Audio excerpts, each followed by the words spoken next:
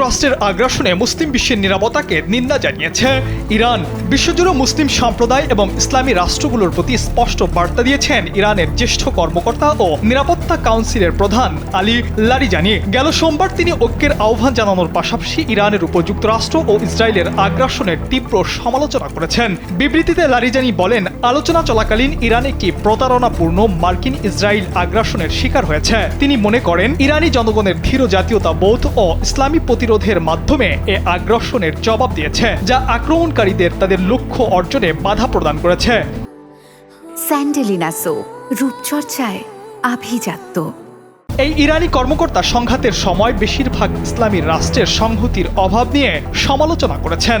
কিছু দেশের সরকার সীমিত রাজনৈতিক সমর্থন প্রকাশ করলেও তিনি বলেন যে বৃহত্তম মুসলিম বিশ্ব মূলত নীরব ভূমিকা পালন করেছে। লারিজানি ইসলামী বিশ্বের নেতাদের এ সংঘাতে তাদের অবস্থান পুনর্বিবেচনা করতে এবং মধ্যপ্রাচ্যের দীর্ঘমেয়াদী ভবিষ্যৎ নিয়ে চিন্তা করার আহ্বান জানিয়েছেন। তিনি স্পষ্ট করে বলেন, ইরান অন্য দেশগুলোর উপর আধিপত্য বিস্তার করতে চায় না, বরং তারা আন্তরিক পরামর্শ প্রদানের চেষ্টা করে।